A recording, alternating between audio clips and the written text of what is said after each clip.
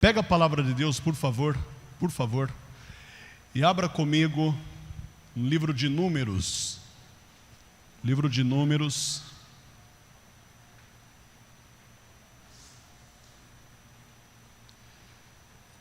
capítulo 13. E a gente vai ler o que está escrito no verso de número 30. Assim que você achar, por favor, se coloque de pé com reverência à palavra de Deus. Depois você senta novamente. Números capítulo 13, versículo de número 30. Acharam? Está escrito assim: Então Caleb fez calar o povo perante Moisés e disse: Subamos animosamente e possuamo-la em herança, porque certamente prevaleceremos contra ela. Porém os homens que com ele subiram disseram: Não poderemos subir contra aquele povo, porque é mais forte do que nós. Amém? Nós temos aqui dois tipos de pessoas.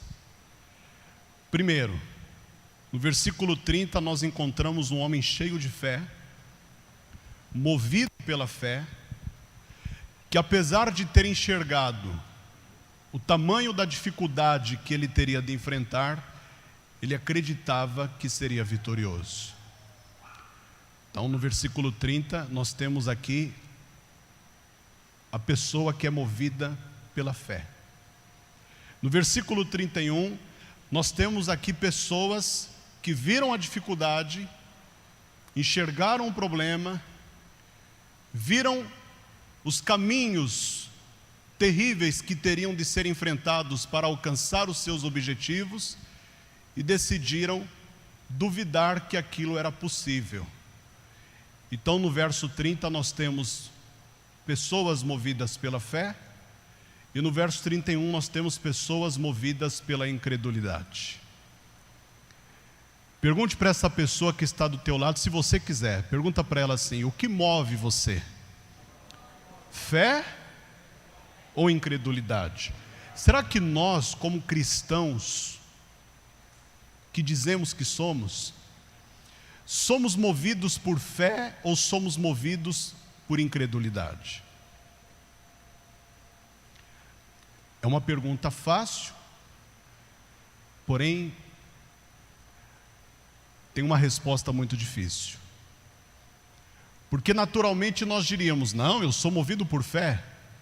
Mas quantas vezes você e eu, que dizemos que somos movidos por fé, fomos movidos pela incredulidade?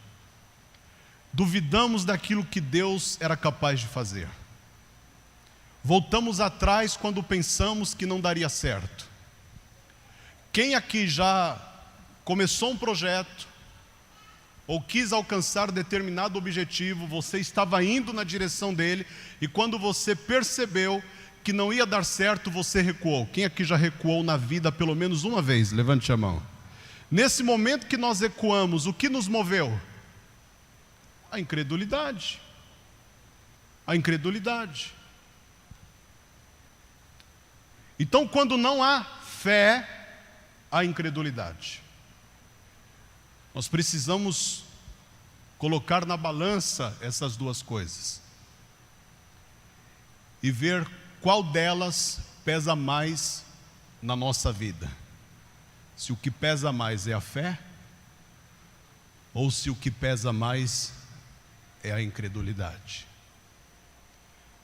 É óbvio que uma pessoa cheia do Espírito Santo, naturalmente ela passa a ser movida por fé, porque fé é um fruto do Espírito, e além de ser um fruto do Espírito, é um dom espiritual. Se você observar na palavra de Deus, a fé, ela é dom e é fruto. Nenhum outro dom é comparado com um fruto, a não ser a fé. A fé, ela é dom espiritual e ela é fruto do Espírito. Então, se eu tenho o Espírito, eu sou movido pela fé. Amém? Quem tem o Espírito de Deus aqui, levante a mão. Então diga assim: a minha vida é movida pela fé. Glória a Deus. Então, se você acredita nisso, coloque a palavra de Deus sobre o teu assento e vamos juntos dar uma linda salva de palmas para Jesus e para a palavra dele. Mas enquanto você aplaude, abre a tua boca e diga glória a Deus. Pai querido e Deus todo-poderoso, todos nós estamos aqui com o mesmo propósito, com o mesmo objetivo. Queremos ouvir a tua voz, queremos ouvir a tua palavra. Então fala conosco, Senhor. Não aquilo que queremos, mas o que nós precisamos ouvir. E envia a tua palavra com poder e com autoridade. E que a tua palavra vá e produza ela o resultado para o qual vai ser enviada. Em nome de Jesus. Diga amém, Jesus. Diga graças a Deus. Antes de você sentar, olha para essa pessoa que está aí do seu lado e diga assim para ela: você vai ser movido pela fé. Pode sentar. É óbvio que quando Deus permitiu que esta passagem da história do povo de Israel fosse escrita, Ele estava querendo revelar às nações futuras como elas seriam movidas a partir do momento em que elas começassem a enfrentar lutas, problemas, impedimentos e dificuldades na vida. Quando Jesus estava com seus discípulos, os seus discípulos não passavam por aflições. Mas quando estava chegando a hora de Jesus se ausentar dos seus discípulos, ele disse o quê? No mundo tereis aflições. Com Jesus era só vitória. Com Jesus era bênção. Com Jesus, vida abundante. Sem Jesus, no mundo tereis aflições.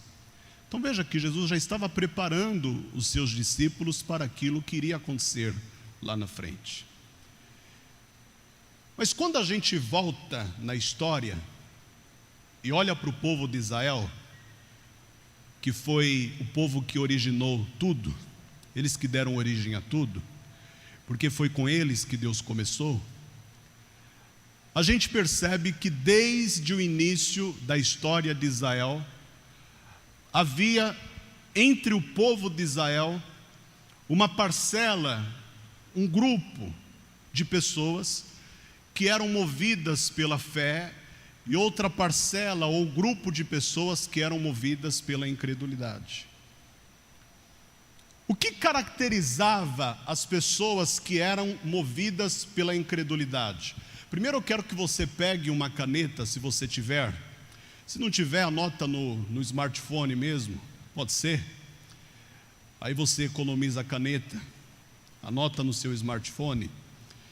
Eu quero que você anote o significado da palavra incredulidade de acordo com o dicionário da língua portuguesa. É muito simples o significado dessa palavra, mas mesmo assim, se você puder e quiser anotar, faça isso para seu aprendizado lá na frente. Incredulidade ou incrédulo é aquele que dificilmente se deixa convencer. Olha aí. O incrédulo é aquele que dificilmente se deixa convencer. Então é aquela pessoa dura. É aquela pessoa sistemática. É aquela pessoa que não aceita qualquer tipo de argumento, a não ser que o argumento esteja dentro dos padrões estabelecidos por ela. Se não falar aquilo que eu acredito, então eu não acredito naquilo que você está falando. Você está compreendendo? Parece redundante, né? mas é isso. É assim que se define o incrédulo. Aí tem umas palavrinhas que aparecem lá no dicionário da língua portuguesa, uma palavra só que define o incrédulo: infiel. Infiel. Eu já disse várias vezes aqui para você o significado da palavra fiel. Alguém aqui lembra? Fiel quer dizer aquele em quem se pode confiar. Então, se fiel significa aquele em quem se pode confiar, infiel seria o contrário, correto? Aquele em quem não se deve confiar. Então, toda pessoa que se revela uma pessoa incrédula é uma pessoa que não é digna de confiança. Por que que ela não é digna de confiança? Porque ela também não confia. Existe uma lei na palavra de Deus chamada de lei da semeadura, e esta lei determina o seguinte: tudo aquilo que o homem semear, isso ele também ceifará. Se você semeia confiança, você colhe confiança. Se você semeia dúvida, você colhe dúvida. É muito simples. Então veja que as definições do dicionário apontam para o significado que a Bíblia nos dá. Olha uma outra definição do dicionário para a palavra incrédulo: descrente.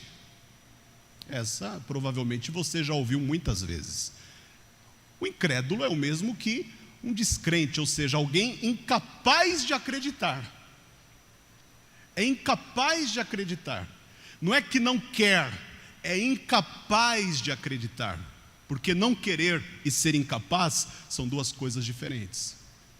Às vezes a pessoa não quer, às vezes a pessoa é incapaz. Incapaz.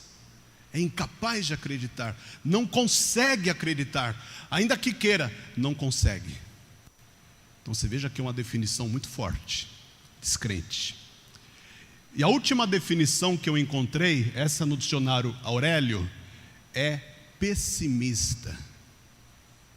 Então o incrédulo é aquele que pensa que nada vai dar certo, tudo para ele vai dar errado.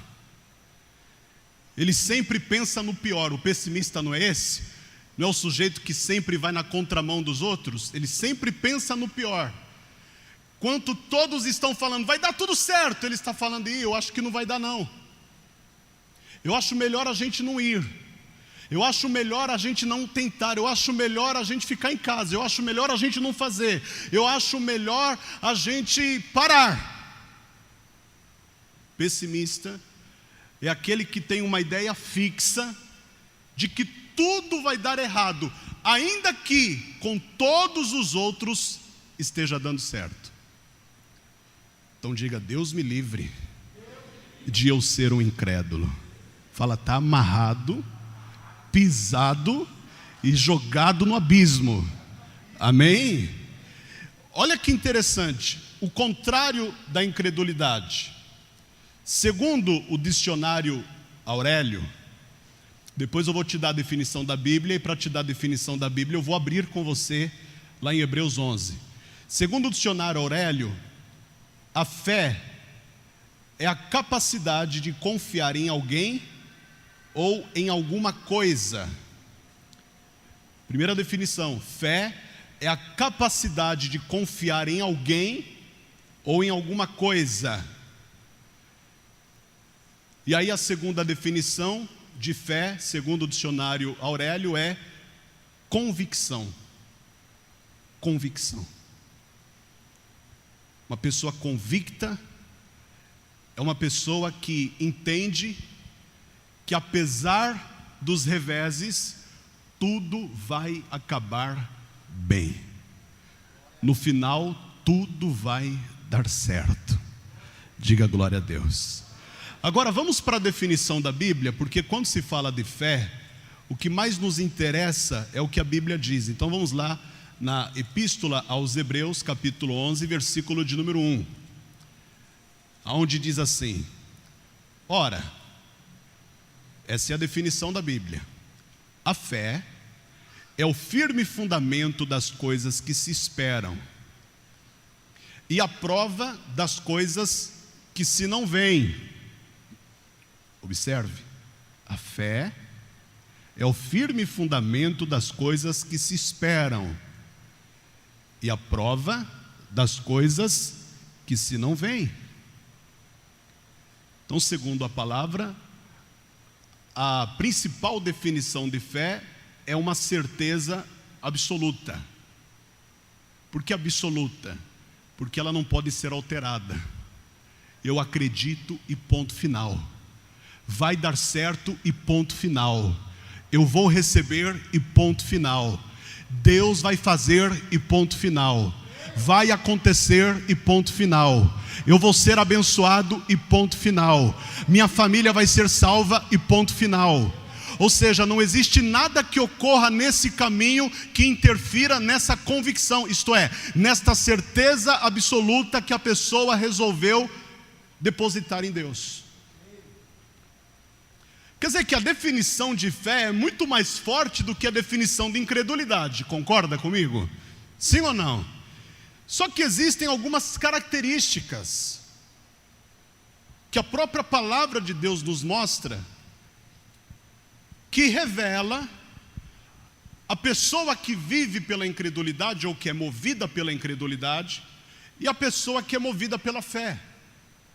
Eu vou pedir para você colocar de novo lá em Números capítulo 13. Vamos lá, onde nós começamos a leitura. Números capítulo 13 e o versículo de número 27. A primeira característica de uma pessoa que é movida pela incredulidade é que ela ouve a promessa, ela vê a promessa, mas ela duvida da promessa. Diga: um incrédulo ouve, vê, mas duvida. Ele está ouvindo, ele está vendo, mas ele não consegue acreditar. Ele não consegue acreditar. Então ele não avança, ele não vai em frente. Se você ler o versículo 27, Moisés tinha enviado os espias para observar se aquela terra que estava diante deles era realmente a terra que Deus havia prometido. E eles foram lá, viram a terra, e quando voltaram depois de 40 dias, eles vão dar um relatório detalhado a respeito do que eles viram. Então no verso 27 o relatório começa a ser dado. Olha o versículo 27. E contaram-lhe e disseram: fomos à terra a que nos enviaste. Eles estão falando com Moisés e com Arão. E verdadeiramente mana leite e mel, e este é o fruto. Então eles viram, sim ou não? Eles viram aquilo que antes eles ouviram. Eles ouviram falar da terra e agora eles viram a terra com os próprios olhos. Agora não é uma coisa que alguém falou para eles, agora é algo que eles mesmos presenciaram, eles viram. Eles não são testemunhas de uma palavra liberada, eles são testemunhas oculares. Eles viram com os próprios olhos, ninguém contou, eles viram. Então no versículo 28 diz: o povo, porém, que habita nessa terra é poderoso. Aí já começaram a derreter o coração do povo, ó. E as cidades fortes e muito grandes. E também ali vimos os filhos de Anak. Ou seja, o que nós ouvimos, nós vimos, mas nós não acreditamos que esse lugar é para nós. Você está entendendo? O incrédulo, ele ouve, ele vê, e apesar disso, ele duvida. Ele duvida. Olha o que diz o capítulo 14, versículo 22. Uma outra característica de uma pessoa que é dominada ou movida pela incredulidade. Versículo 22. Todos os homens que viram a minha glória e os meus sinais que fiz no Egito e no deserto, e me tentaram estas 10 vezes, e não obedeceram a minha voz. Olha só, Deus está falando de coisas que Ele fez. O que Deus fez no Egito? Ele libertou o seu povo com braço forte, com forte mão. Ele tirou aqueles 600 mil homens, fora as mulheres e crianças lá do Egito. E eles não saíram do Egito com uma mão na frente e a outra atrás. Pelo contrário, eles saíram de lá enriquecidos, porque eles levaram gado, eles levaram rebanhos, eles levaram até camelos, jumentos, eles levaram ouro, eles levaram prata, eles levaram objetos preciosos. Eles não saíram de lá empobrecidos, eles saíram de lá abastecidos. E quem fez isso por eles foi o próprio Deus. Só que agora Deus está falando isso aqui porque Deus viu que eles esqueceram. Eles esqueceram de todas as coisas grandiosas que o Senhor lhes havia feito enquanto eles estavam lá no Egito. E mesmo depois de eles terem saído do Egito, Deus continuou fazendo. Mas agora eles estão dizendo, não dá para a gente entrar nessa terra. Eles estão duvidando. Ora, se abrir o Mar Vermelho não foi o suficiente para eles acreditarem em Deus, o que mais Deus vai precisar fazer para eles crerem? Você está compreendendo isso? Sim ou não? Então, uma pessoa, fecha essa porta para mim, por favor, senão o ar não adianta. Uma pessoa que é dominada pela incredulidade, ela tem memória curta. A incredulidade, ela faz as pessoas esquecerem rapidamente das coisas grandiosas que Deus fez. Elas não se lembram. Existem, segundo a psicologia, existem dois processos fundamentais de memória: a memória de curto prazo e a memória de longo prazo. A memória de curto prazo são aquelas informações que entram no nosso processo mental, elas ficam um pouco de tempo ali na nossa mente e logo elas são deletadas, elas são jogadas fora, porque por alguma razão elas não têm tanta importância para nós, então nós esquecemos facilmente. Por exemplo, quem aqui lembra o que almoçou ontem? Levante a mão, só os que lembram. Levanta a mão, você pode ficar com a mão levantada? 1, 2, 3, 4, 5, 6, 7, 8, 9, 10, 11, 12, 13, 14, 15, 16, 17, 18, 19, 20, 21, 22, 23, 24, 25, 26, 27, 28, 29. O que você almoçou ontem? Frango? Você gosta de frango? Por isso que você lembra. O que você almoçou ontem? Oi? Peixe. Você gosta de peixe? Por isso que você lembra. O senhor lembra? O que foi que o senhor almoçou ontem? Surubim? O senhor gosta de surubim? Por isso que lembra. Quem mais lembrou aí? Carlos, o que você almoçou ontem? Frango? Você gosta de frango? Por isso que você lembra. E você, o Simba, você lembra que almoçou ontem? O que você almoçou ontem? Sopa? Num calor desse? Tem que lembrar mesmo, né? Porque é raridade. Mas você gosta de sopa? Um pouco, né? Mas lembrou porque foi sopa, quente, deve ter suado que nem bica. É ou não é? Olha aí. Por que a gente lembra de algumas coisas tão difíceis e de algumas simples a gente não lembra? Por quê?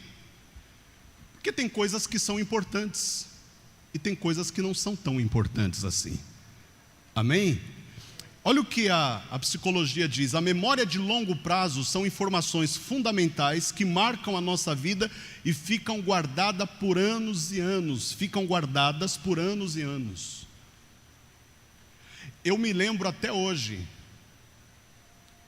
do dia que eu fiz uma cicatriz que eu tenho aqui nesse joelho e uma cicatriz que eu tenho nesse joelho. Eu me lembro. Eu morava em Lambari, Minas Gerais, sul de Minas. Eu tinha 8 anos de idade, 7 anos de idade. E minha mãe estava no centro de Lambari com uma cesta de sonho. Você sabe o que é sonho, né? Sonho recheado com doce de leite. Pensa, Minas, sonho recheado com doce de leite. E minha mãe estava vendendo sonho no centro de Lambari. Estávamos minha mãe, meu irmão mais velho, eu, e o meu pai estava empurrando o carrinho com o meu irmão mais novo. Eu me lembro que eu saí correndo na frente, era uma ladeira, uma descida. Eu saí correndo na frente, minha mãe disse assim: não corre, menino. Quando ela disse não corre, eu tropecei e caí. Porque eu quis olhar para trás. Quando minha mãe falava ou eu gritava, a gente já olhava logo, porque se não olhasse logo podia apanhar. Aí eu caí, me machuquei. Tem 2 cicatrizes, uma em cada joelho. E além das cicatrizes que eu ganhei nos joelhos, ainda tomei uma surra quando cheguei em casa. Porque minha mãe falava quando a gente saía: não quero ninguém correndo na frente, vocês não são cachorros. Porque o cachorro é assim, né? O cachorro que fica muito tempo dentro de casa, quando você sai com ele, ele quer levar você para passear, ele não quer que você leve ele para passear. Eu me lembro disso. Por quê? Porque está marcado aqui, ó. Você está compreendendo isso, sim ou não? Nunca mais eu corro na frente. Eu deixo os outros correrem e se estrupiar todo, depois eu corro. Então eu quero que você entenda isso aqui, que é muito importante a gente encaixar dentro dessa palavra que nós estamos ouvindo hoje. Deus fez tantas coisas maravilhosas na vida daquele povo que andou no deserto durante 40 anos, e 40 anos não é pouco tempo. Vamos relembrar aqui. Primeiro, Deus abriu o Mar Vermelho. Eles passaram pelo meio daquele marzão em seco. E como se não bastasse, quando eles chegaram do outro lado e viram que Faraó e os seus soldados estavam vindo para matá-los, para destruí-los, Moisés estendeu a vara e Deus fechou o Mar Vermelho, e os egípcios morreram afogados, e Deus operou naquele dia um grande livramento. Era para ter esquecido isso? Sim ou não? De maneira nenhuma. Uma outra coisa portentosa, maravilhosa que Deus fez: Deus enviou maná do céu durante 40 anos, todos os dias. Não houve um dia sequer que Deus não fez chover pão do céu. Era para ter se esquecido disso? Também não, mas eles esqueceram. Porque eles acham que não podem entrar numa terra só porque tem gigante, só porque tem cananeu, só porque tem amorreu, só porque tem eteu, só porque tem jebuseu.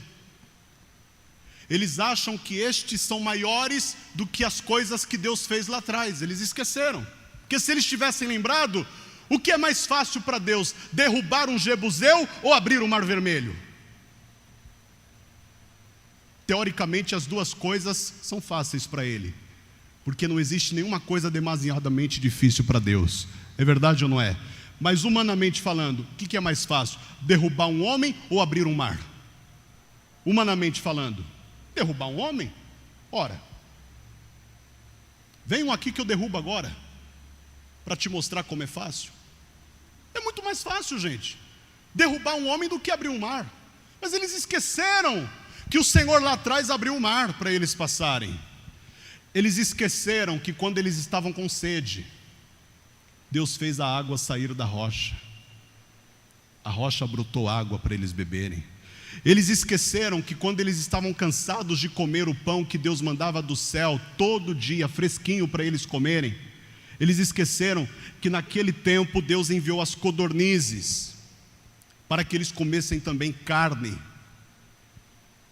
Eles esqueceram que Deus durante o dia colocava uma coluna de nuvem para aliviar o calor e para mostrar o caminho, a direção do caminho que eles deveriam seguir.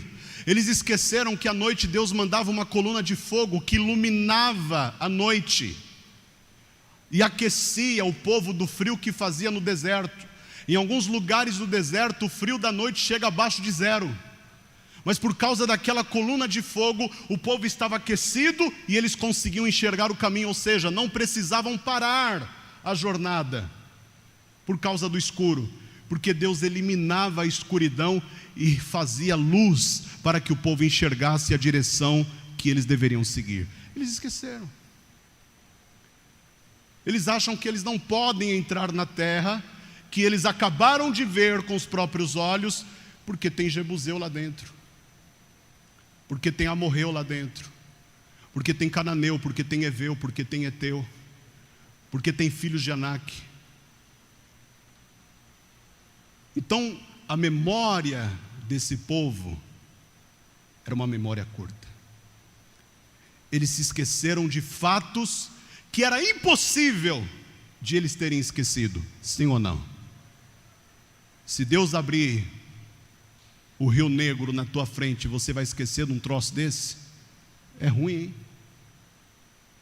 É ruim. Quem aqui já foi curado de uma doença? Levante a mão. Você esqueceu? Claro que não. Se você está levantando a mão é porque você lembra. É verdade ou não é? A gente não se esquece das coisas grandiosas que Deus faz na nossa vida, mas eles esqueceram, porque eles tinham memória curta. E por que eles tinham memória curta? Porque eles eram movidos pela incredulidade, não pela fé.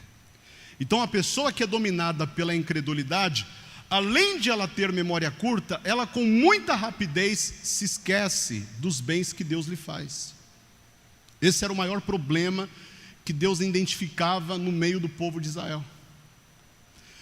Um outro detalhe, aqui no capítulo 13 de Números, versículo 29, eu quero que você veja isso. Eles chegaram e disseram assim, isso 10 dos 12, viu? Porque Josué e Caleb não pensavam como os demais, eles pensavam diferente, porque eles eram movidos pela fé. Tanto que só eles dois vão entrar na terra prometida, daquele povo que saiu lá do Egito. O resto que entrou são os filhos do deserto, os que nasceram durante os 40 anos de peregrinação. Então eles chegaram e disseram assim, os amalequitas habitam na terra do sul, e os heteus e os jebuseus e os amorreus habitam na montanha, e os cananeus habitam ao pé do mar e pela ribeira do Jordão. Ou seja, a pessoa que é dominada pela incredulidade, ela vive do aqui e do agora. O que nós estamos vendo agora, o que nós vimos agora foi isso. Então, baseado naquilo que nós vimos agora, nós não podemos entrar lá. Amados, as coisas de Deus, elas mudam muito rapidamente. O que Deus vai fazer muda muito rapidamente. O processo das coisas que Deus vai fazer também muda muito rapidamente. Por que eu estou dizendo isso para você? Porque você não pode viver do aqui e do agora. Existem mais de 8.000 promessas na Bíblia que falam sobre você, que falam sobre mim, que falam sobre o que Deus vai fazer na sua vida e sobre o que Deus vai fazer na minha vida. 5.000 delas estão no Antigo Testamento, 3.000 delas estão no Novo Testamento. Então você tem promessas aí, só as que estão escritas na Bíblia, para mais de 20 anos de vida. Você consegue compreender isso, sim ou não? Ou seja, daqui a 20 anos, vão se passar 20 anos e você ainda não conseguiu viver todas as promessas escritas na Bíblia a seu respeito. Fora aquilo que está escrito, que a palavra de Deus, ela se renova a cada dia. A cada dia Deus está fazendo algo novo, a cada dia Deus está prometendo algo novo, a cada dia Deus está criando algo novo, a cada dia Deus está estabelecendo algo novo. Mas se nós somos incrédulos, nós não seremos participantes disso. Nós ficaremos de fora, como ficaram de fora 599.998 homens, fora mulheres e crianças, que saíram lá do Egito. Você está compreendendo até aqui, sim ou não? Então diga assim, meu Deus, fala para ele, meu Deus, que eu não seja movido pela incredulidade. Diga, me ajuda a ser movido pela fé. Mas não acabou não, olha o versículo 31, quem está comigo diga eu. Porém os homens que com ele subiram disseram, não poderemos subir contra aquele povo, porque é mais forte do que nós. Ou seja, o principal foco daquelas pessoas que são movidas pela incredulidade são as impossibilidades. pessoa diz, é mais forte do que nós. Ou seja, se é mais forte do que nós, é suicídio nós tentarmos entrar lá. Eles são mais fortes. Na regra natural, quem é que vence, o mais fraco ou o mais forte? Ora, por que Golias deu risada de Davi? Porque Davi na frente dele parecia uma criança, é ou não é? Me mandaram um garoto para enfrentar um homem? Por isso que Golias amaldiçoou Davi em nome de seus deuses. Ele subestimou a altura de Davi, a aparência de Davi, a força de Davi. Porque para ele, Davi era uma vitória fácil. Sim ou não? Só que Deus enxerga diferente. Diga comigo, Deus não vê como vê o homem. Por que os homens de Saul chegavam para Saul e diziam, não podemos pelejar contra este filisteu? Por que eles diziam isso? Porque eles só viam o tamanho da encrenca. E para eles era impossível vencer um homem daquele tamanho. Davi não olha para as impossibilidades, porque Davi, ele não vive pela incredulidade, ele vive pela fé. Então a pessoa que foca na impossibilidade, ela sempre está dizendo, não vai dar, não adianta, eu não posso, não é a minha hora, eu não sei, eu não consigo. É por isso que nós temos que pedir ao Espírito Santo, nesta noite, para que Ele ajude a nossa fé. Você pode levantar as duas mãos para o céu aí e falar assim, Espírito Santo, ajuda a minha fé. Sabe uma outra característica da incredulidade? A incredulidade é contagiosa. Ela pega. Fala, incredulidade pega. É que nem lepra. Pega no ar. É que nem essa desgraça desse vírus. Pega no ar. De repente a pessoa está doente. De repente ela não consegue respirar. De repente ela está no caixão. Olha o que diz o versículo 32, estou em Números 13. E infamaram a terra que tinham espiado perante os filhos de Israel, dizendo, a terra pelo meio da qual passamos a espiar é terra que consome os seus moradores, e todo o povo que vimos no meio dela são homens de grande estatura. Eles dizem, e todo o povo, mentira. Os jebuseus não tinham uma estatura acima da média, os cananeus também não, os heteus também não, os heveus também não, os amorreus também não. Os únicos que tinham uma estatura acima da média eram os filhos de Anak, porque eles eram descendentes de famílias de gigantes. Mas eles estão dizendo, e todo o povo. Você vê que eles só conseguem enxergar o pior, eles não conseguem enxergar o que Deus está prestes a fazer. E eles vão contaminar o povo, eles vão contagiar o povo. Gente, aqueles 10 espias conseguiram contagiar uma multidão de 2 milhões de pessoas. Eu quero que você repita isso comigo. Diga, 10 pessoas incrédulas são mais poderosas que 2 milhões de pessoas indecisas. Por que indecisas? Porque eles estavam esperando eles trazer o relatório para decidir se eles iam crer ou se eles iriam duvidar. Contagiaram 2 milhões de pessoas. E aqueles 2 milhões ficaram com medo de seguir adiante. Olha o que diz o versículo de número 33, não acabou não. Também ali, isso é tudo relatório. Também ali vimos filhos de gigantes, filhos de Anak, descendentes dos gigantes, e éramos aos nossos olhos como gafanhotos, e assim também éramos aos seus olhos. Eles se sentiram pequenos. Eles se sentiram pequenos. Eles se diminuíram. Então a incredulidade, ela também produz complexo de inferioridade. Diga: isso não pode mover a minha vida.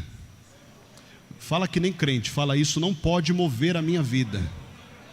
Isso, diga: a minha vida vai ser movida pela fé, jamais pela incredulidade.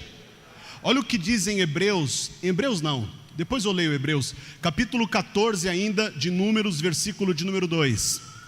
E todos os filhos de Israel murmuraram contra Moisés e contra Arão, e toda a congregação lhe disse: ah, se morrêramos na terra do Egito, ou ah, se morrêramos neste deserto. Olha só. E por que nos traz o Senhor a esta terra? Para cairmos à espada e para que nossas mulheres e nossas crianças sejam por presa? Não nos seria melhor voltarmos ao Egito? Por que eles estão dizendo isso? Por causa dos incrédulos. Por causa dos incrédulos. Quem está compreendendo a palavra de Deus? A Bíblia diz em Hebreus 10:39: nós, porém, não somos como aqueles que se retiram para a perdição, mas como aqueles que caminham para a conservação da alma. Você não é como aqueles que desistem, você é como aqueles que avançam e vencem. Amém, igreja? O outro lado da moeda. Quais são as características de quem vive pela fé? A pessoa que vive pela fé, ela é uma pessoa otimista. Se você ler o versículo 30, depois de ouvir o relatório que foi passado pelos 10 espias, Caleb, ele toma a palavra e diz: então Caleb fez calar o povo perante Moisés e disse: subamos animosamente e possuamo-la em herança, porque certamente prevaleceremos contra ela. Quando ele diz certamente, ele está dizendo: com certeza nós vamos vencer, com certeza nós vamos conquistar, subamos. Enquanto os outros estavam descendo, Caleb está dizendo: subamos. Otimista. Caleb viu os gigantes? Viu os jebuseus, cananeus, heteus, amorreus, heveus? Viu. Mas ele acredita que maior do que todos aqueles que ele viu é o Deus no qual ele acredita. Otimista. Olha para essa pessoa que está perto de você e fala: seja otimista. Seja otimista. É isso que Deus está prometendo que vai fazer na vida de quem estiver na Paz e Vida. Nesse ano de 2021, Ele vai antecipar as coisas. Mas só vai viver quem for otimista. Quem ficar dizendo: ih, tomei a vacina, não adiantou nada. Quem ficar pensando assim: achei que ia melhorar, não melhorou nada. Não vai viver não. Só vai viver quem for otimista. Quem disser assim: dia 7 de setembro começa um novo ano na minha vida. Amém? Gente que é movida por fé, gente que é cheia do Espírito Santo de Deus, gente que tem a presença do Espírito Santo de Deus correndo nas veias do seu corpo. Diga glória a Deus. Preste atenção, deixa eu te dar um outro exemplo aqui, de um camarada tremendamente otimista. Estava todo arrebentado, cheio de lepra no corpo, vermes chegavam a brotar do corpo dele. Ele ficou tão magro que no capítulo 19 do seu livro ele chega a dizer: só escapei com a pele dos meus dentes. Quem era esse cara? O Jó. E sabe o que ele vai dizer no mesmo capítulo? Ele está todo arrasado, todo doente, abandonado pelos amigos, abandonado pela mulher, porque a mulher chega para ele e diz: amaldiçoa logo este teu Deus e morre. Estava se sentindo até abandonado por Deus, porque ele estava sofrendo sem motivo. E de repente, no meio daquela turbulência, daquela tribulação toda, Jó levanta as mãos para o céu e diz o quê? Eu sei que o meu Redentor vive e que por fim se levantará sobre a terra. Que é isso? Que fé é essa? Se você já leu o livro de Jó, quem já leu o livro de Jó? Quando você chega no capítulo 19, parece que não tem mais nada de ruim para acontecer na vida dele. Quem já leu o livro sabe. Tudo de ruim que aconteceu na vida de Jó aconteceu do capítulo 1 até o capítulo 19. Parecia que o capítulo 20 não seria escrito, porque o homem estava quase morto. E de repente ele levanta as mãos e diz: eu sei que o meu Redentor vive. Ou seja, eu sei que isso tudo ainda vai mudar. Eu sei que em breve aquele que vive vai me fazer dar a volta por cima. Quando ele diz, e que por fim se levantará sobre a terra, significa, ele vai agir na minha vida. Quem crê nisso, diga eu. Olha uma outra característica de quem vive pela fé. Espero que você seja essa pessoa. Capítulo 14 de Números, versículo de número 8, a parte A do versículo. Se o Senhor se agradar de nós. Opa! Diga, quem vive pela fé, olha para Deus, não para as impossibilidades. Se o Senhor se agradar de nós, neste momento eles estão olhando para Deus. Ou seja, o que nós vamos alcançar, o resultado que nós vamos ter, depende do Senhor. Não depende de nós, depende do Senhor. Se Ele se agradar de nós, acabou, está tudo resolvido. Então, a despeito de tudo que estava acontecendo ali, Josué e Caleb olharam para o Senhor. Pergunta para o teu vizinho, para quem você está olhando agora? Você está olhando para a pandemia? Só se fala disso.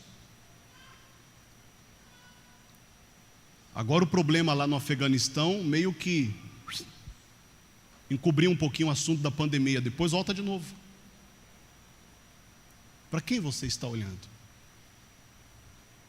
Você está olhando para a luta ou você está olhando para Deus?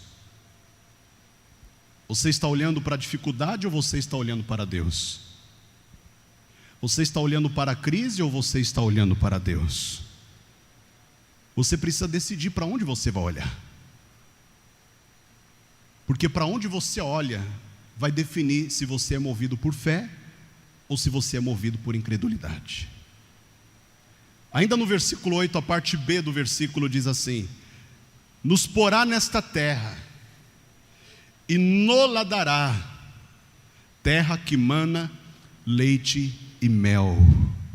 Ó, nos porá nesta terra. Como assim? Nos porá nesta terra. Ô Leão pai, vem aqui, por favor. Ô Leão filho, vem aqui. Corre, menino, senão vai acabar tarde o culto. Manda ele correr, pai. Isso.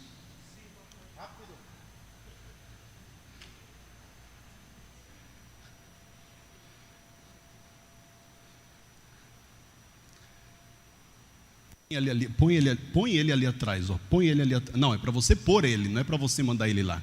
Põe ele lá atrás.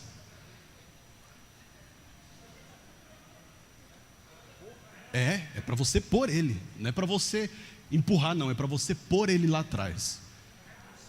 Tu já carregou tanto esse menino no colo, hein? Vai.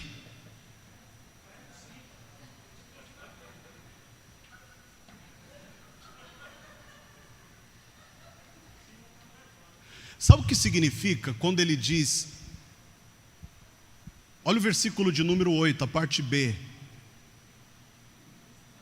Nos porá, dependência do Senhor.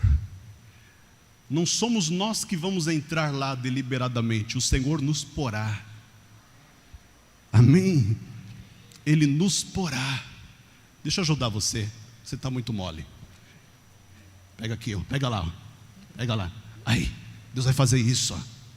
Deus vai fazer isso com você, ó. Ele vai fazer isso. Ele vai colocar você aonde você precisa estar. Glória a Deus. Ele vai te tirar da dor, da luta, do sofrimento, da crise, da vergonha, e Ele vai te colocar no lugar aonde Ele quer que você esteja. Deus vai te colocar lá. Não depende da tua força, não depende da tua capacidade, não depende da tua inteligência, não depende da tua sabedoria, só depende dEle. Deus vai te colocar lá onde você precisa estar. Não vai ter indicação de amigo, não vai ter indicação de quem trabalha lá dentro da empresa, não vai ter indicação do comandante, nem do general, nem do sargento, nem do tenente. É Deus que vai te colocar. Quem depende do Senhor sabe que aonde precisa estar, Deus vai colocar lá. Quem crê nisso, diga glória a Deus. Mas tem que ser movido por fé. Obrigado, Simba. Tu é pesado, hein, menino? Estou até ofegante aqui. Rapaz, se eu soubesse, eu não tinha feito você pagar esse preço, não. Me perdoa aí, viu? Rapaz do céu. Deus da glória. O que você está dando para esse menino? Terceiro, vai, anota rapidinho aí para a gente ir embora. Quem vive pela fé aprende a obedecer o Senhor. Versículo 9: tão somente não sejais rebeldes contra o Senhor. Não sejais rebeldes contra o Senhor. Em outras palavras, obedeçam. Eu aprendi uma coisa: somente crê quem obedece, e somente obedece aquele que crê. O segredo da vitória de qualquer pessoa é se submeter a Deus, é acreditar que tudo que Ele está mandando fazer vai dar certo. Por que Abraão se tornou quem ele se tornou? Porque ele obedeceu. Não foi só uma questão de fé, foi uma questão de obediência. Deus nunca tinha falado com aquele homem, e quando ele tem 75 anos de idade, Deus fala com ele pela primeira vez, e Deus sequer se apresenta. Ele sequer se apresenta. Deus já chega dizendo para ele: sai-te da tua terra, da tua parentela, da casa de teu pai, vai para a terra que eu te mostrarei. Lá eu engrandecerei o teu nome, far-te-ei uma grande nação, tu serás uma bênção. Interessante que Abraão nem pergunta: quem está falando? Está escrito isso lá? Ele simplesmente obedece. Se não me falha a memória, é o versículo 4 ou 5. Assim partiu Abraão, como o Senhor lhe tinha dito, e tomou Ló com ele. Obedeceu. Abraão está caminhando, Deus está falando por aqui, ele vai. Deus está falando por aqui, ele vai. Deus fala adiante, ele vai. Loucura. Em menos de um ano, Abraão ficou tão rico, só por ter obedecido, que a terra onde ele vivia com o seu sobrinho Ló não tinha espaço suficiente para comportar todos os bens. Deus fez ele prosperar, porque prosperidade é consequência de obediência. Eu não gosto dessa expressão, mas eu vou falar mesmo assim. Tem gente que está comendo o pão que o diabo amassou porque não aprendeu a obedecer. Porque quem obedece a Deus não tem falta de nada. Amém, igreja? Diga: eu creio. Olha o que diz ainda no versículo 9: tão somente não sejais rebeldes contra o Senhor. E depois está escrito o quê? E não temais o povo desta terra. Ou seja, quem vive pela fé nunca, jamais será dominado pelo medo. Não temais o povo desta terra.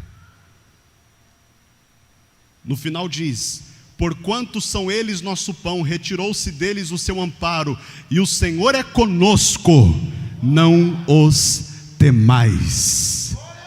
Sabe o que eu aprendo aqui? Que quem vive pela fé não vê empecilhos, vê vitória.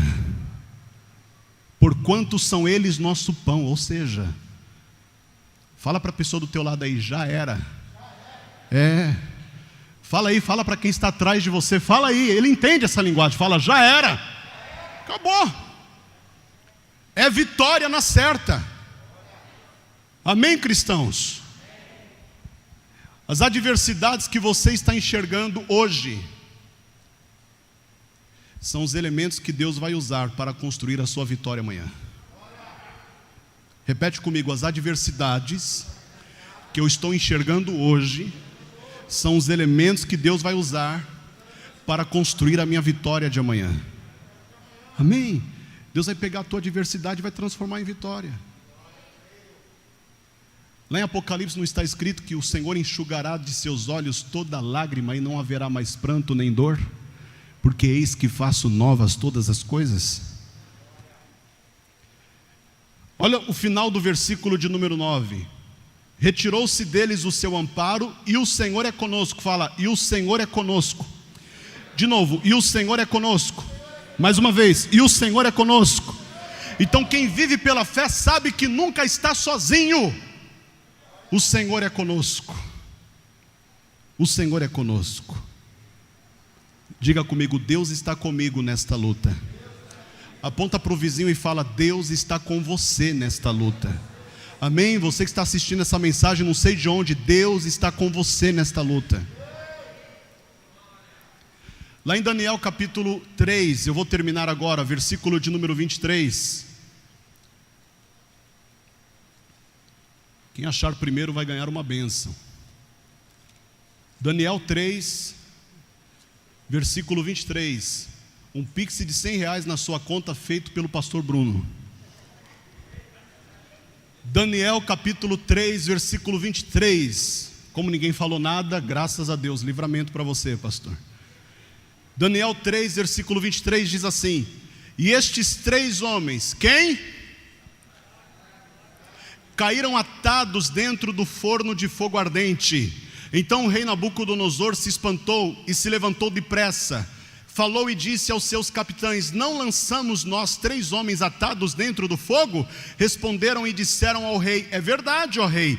E respondeu o rei e disse: eu porém vejo 4 homens soltos que andam passeando dentro do fogo, e não há lesão neles, e o aspecto do 4º homem é semelhante ao filho dos deuses. O que o Nabucodonosor viu? Aqueles 3 homens que nós lançamos atados dentro do fogo, eles não estão lá sozinhos. Diga, eu não estou sozinho. Levanta a mãozinha de crente para o alto e fala, eu não estou sozinho. Fala, eu não estou sozinho. Fala, o Senhor está comigo. Salmos de número 126, para a gente acabar, fica de pé, por favor. Salmo 126. Quando o Senhor trouxe do cativeiro os que voltaram a Sião, estávamos como os que sonham. Então a nossa boca se encheu de riso e a nossa língua de cânticos. Então se dizia entre as nações: grandes coisas fez o Senhor a estes. Grandes coisas fez o Senhor por nós, e por isso estamos alegres. Faze-nos regressar outra vez do cativeiro, Senhor, como as correntes do sul. Os que semeiam em lágrimas cegarão com alegria. Aquele que leva a preciosa semente andando e chorando voltará sem dúvidas com alegria, trazendo consigo os seus molhos. Glória a Deus, vamos aplaudir o Senhor. Interessante que no versículo de número 1, não sei se você notou isso, mas eu quero ler de novo. Quando o Senhor trouxe do cativeiro, quem trouxe? Quem trouxe? Eles saíram sozinhos? O Senhor os trouxe. O Senhor os trouxe. Eles vieram com o Senhor, eles não vieram sozinhos. Deus não abriu a porta lá e todo mundo saiu correndo. Não, o Senhor trouxe. O Senhor trouxe o seu povo. Amém? Eu imagino Deus na frente e o povo atrás. Vem, vem, e eles foram indo. A presença de Deus na frente e o povo andando atrás. Deus na frente e o povo atrás. Como diz a Cassiane, Deus vai na frente, abrindo o caminho, quebrando as correntes, tirando os espinhos, ordena aos seus anjos para contigo lutar. Ele abre as portas para ninguém mais fechar. É ruim, né? Declamar sem cantar. Ele trabalha para o que nele confia, caminha contigo. Erga suas mãos, ergue a mão, incrédulo. Erga suas mãos, sua bênção chegou. Comece a cantar. Com muito louvor, com muito louvor, com muito louvor. Está chegando o tempo de cantar na sua vida. Amém? Porque você não vai mais ser movido por incredulidade, você vai ser movido por fé. O dom do Espírito Santo e o fruto do Espírito Santo vai habitar em você. E você vai viver aquilo que você jamais sonhou que viveria. Porque o Senhor é conosco. Fala comigo, o Senhor é conosco. Para terminar de vez aqui, Isaías 41, versículo 10. Não temas porque eu sou contigo. Ele não diz porque eu estou contigo, ele diz porque eu sou contigo. Estar é passageiro, é momentâneo. Ele é contigo, é permanente. Não temas porque eu sou contigo. Não te assombres porque eu sou teu Deus. Eu te ajudo, te fortaleço e te sustento com a destra da minha justiça. Amém? Vamos aplaudir a palavra de Deus mais uma vez. Quem quer ir embora, diga amém. Então tchau. Pode ir. Não acabou não, mas você pode ir embora se você quiser ir. Quem é movido por fé aqui, levanta a mão. Então a gente vai até meia-noite. Porque quem é movido por fé não liga para as coisas do mundo. Não liga para o que vai acontecer lá fora ou deixar de acontecer. Brincadeiras à parte, vamos orar agora? Vamos orar? Vem aqui para frente, se você puder. Vem aqui para frente. Pastor, está calor aí. Aí também, a mesma coisa. Você está em Manaus, não esqueça disso. Meu Deus, tem feito um calor esses dias, hein? E o pessoal está falando que o verãozão nem chegou ainda, né? Porque o verão é nos meses que termina com bro, né? Com bro, né? Setembro, outubro, novembro e dezembro, né? Bro. São 4 meses aí de cérebro queimando. Mas o teu cérebro vai queimar com o fogo do Espírito Santo. Chega mais porque é distanciamento, não é? É metros, não é quilômetros não, viu? Quem já foi vacinado aí? Levanta a mão. Esquisito essa vacina, né? Vai fazer o quê? Levante as mãos para o céu aí, por favor. Fecha os teus olhos.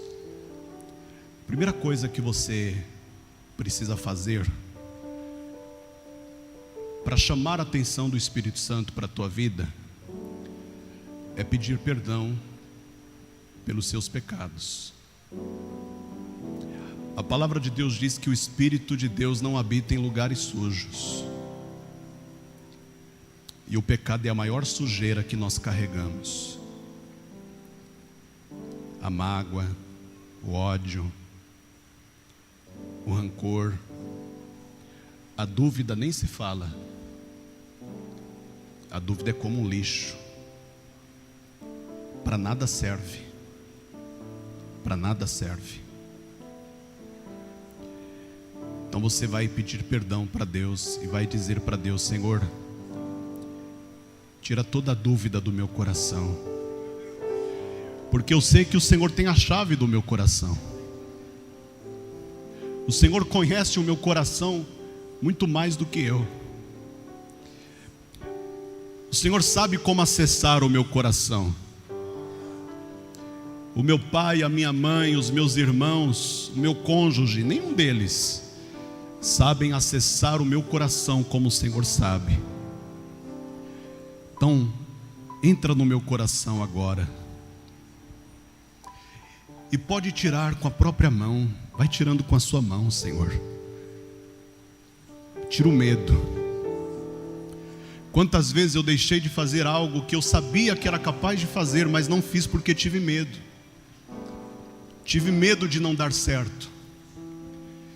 Tive medo de não conseguir e tive medo do que as pessoas iriam falar caso aquilo que eu estava fazendo não desse certo. Tira este medo do meu coração. Tira a dúvida. Tira do meu coração a ansiedade. Porque eu entendo que a ansiedade é a pressa de eu querer terminar aquilo que eu ainda nem comecei. Então eu não quero ser uma pessoa que para antes de terminar. Eu não quero ser esta pessoa que não termina o processo porque não entende o processo. Eu quero ser uma pessoa que vai até o fim, independentemente das situações difíceis que apareçam no caminho. Eu quero ir até o fim. Eu quero cumprir a minha carreira, Senhor. Como um bom soldado de Cristo que eu sou, eu quero cumprir a minha carreira. Eu quero ir até o fim. Porque eu sei que somente para aqueles que vão até o fim é que o Senhor vai dizer Efatá. Somente para aqueles que vão até o fim é que o Senhor vai dizer abre-te. Somente para aqueles que vão até o fim que haverão portas abertas no caminho. Mas para aqueles que desistem antes de terminar o processo, as portas ficarão fechadas. E eu não quero ser como estes que desistem, eu quero ir até o fim. Então me ajuda, Senhor. Comece a falar para Ele agora. Agora é só você e Ele. Agora não tem altar, não tem pastor. Agora é você e Ele. Agora é entre você e o Espírito Santo. Comece a abrir a tua boca para chamar a atenção do Espírito Santo. É assim que nós chamamos a atenção do Espírito Santo. Abrindo a boca. Abre a tua boca e comece a dizer glória, glória, glória a Deus. Se você fala línguas estranhas, comece a falar em línguas. Deixa o Espírito Santo falar através de você. Deixa o Espírito Santo fluir através da tua vida. Deixa Ele fluir na tua vida também. É só você permitir, é só você dar espaço. É só você abrir a boca e deixar o resto com Ele. Abre a tua boca que está encherei, o Senhor diz. É só abrir a boca e deixar o Senhor encher. Enche, Senhor. Enche, enche cada pessoa que está aqui. Enche com teu Espírito. Enche com teu Espírito, porque é o teu Espírito que vai nos ajudar a ter fé. É o teu Espírito que vai nos ajudar a sermos movidos por fé, não por incredulidade. É o teu Espírito que vai nos fazer alcançar aquilo que para nós antes eram coisas inalcançáveis, coisas inatingíveis. É o teu Espírito que fará de nós pessoas otimistas. É o teu Espírito que vai nos convencer a olhar para Deus, não para as impossibilidades. É o teu Espírito que vai nos ajudar a depender somente do Senhor e não dos homens. É o teu Espírito que vai nos ensinar a obedecer a Deus, ainda que as ordens que Ele nos dá sejam absurdas. É o teu Espírito que nos ajudará a não sermos dominados pelo medo. É o teu Espírito que vai nos fazer enxergar as vitórias, não os empecilhos, não as barreiras. É o teu Espírito que vai nos convencer de que nesta batalha que nós enfrentamos no dia a dia, nós nunca, jamais estamos sozinhos. Vem Espírito, vem Espírito, vem sobre nós Espírito. Xalamassuri canta lamacheri andarás. Ria lamassuri canta lamassuri andeleias. Ria lamassuri cantalas. Enche-me com teu Espírito, derrama em mim a tua unção. Eu vou fazer tua vontade, andar na sua direção. Enche-me com teu Espírito, derrama em mim a tua unção. Eu vou fazer tua vontade, andar na sua direção.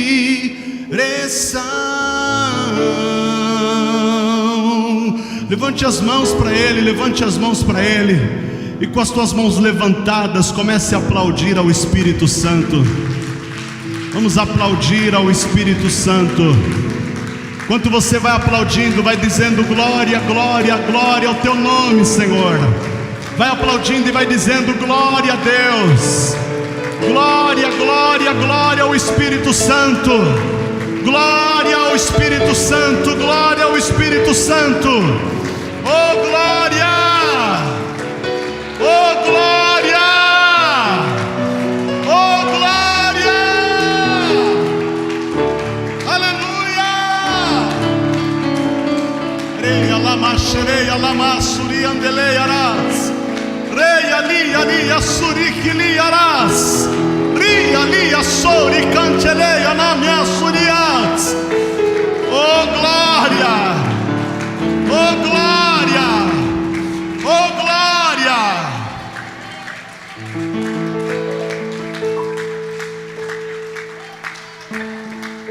Não há mais nada que nós possamos oferecer ao Senhor a não ser o nosso louvor, a nossa adoração, pois só Tu és digno de toda honra, de toda glória, de todo louvor, de toda exaltação e de toda adoração. Aramacheri canta lamas, Ricalamassuri canta labacheri andaramas, Rialamassuri andarás. Aleluias, aleluias, aleluias. Levante as tuas mãos.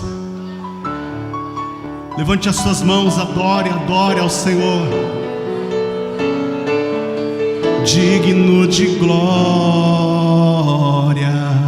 e louvores,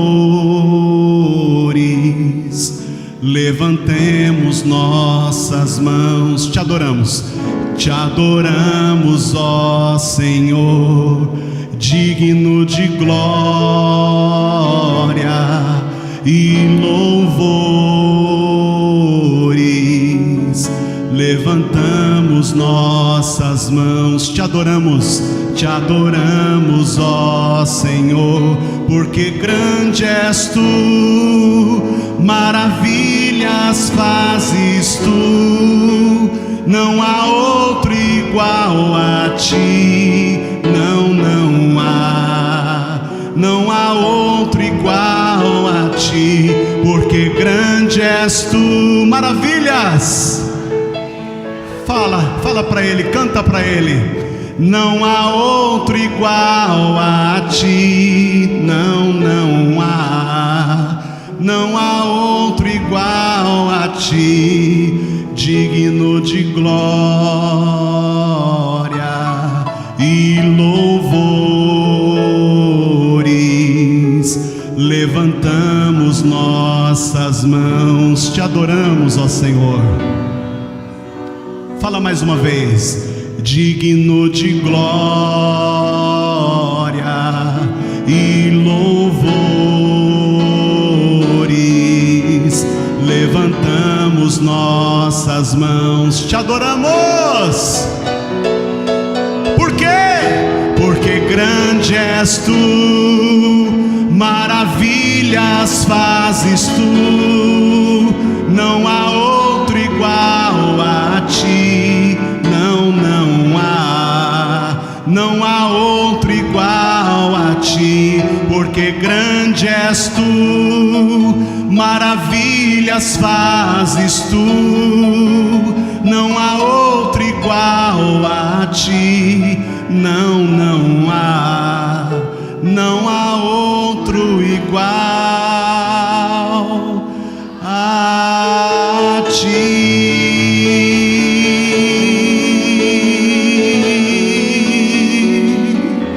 Oh, aleluia!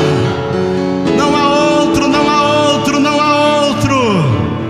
Tu és o único Senhor, Tu és o único Deus, Tu és o único Salvador, Tu és o único médico, Tu és o único Redentor, Tu és o único libertador. Aleluias! Oh, não há, não há, não há, não há outro igual a Ti.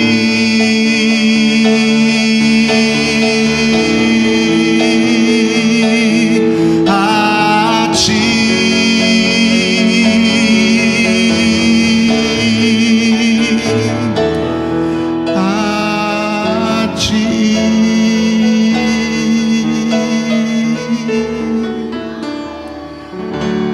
Vamos aplaudir a Ele. Vamos aplaudir a Ele.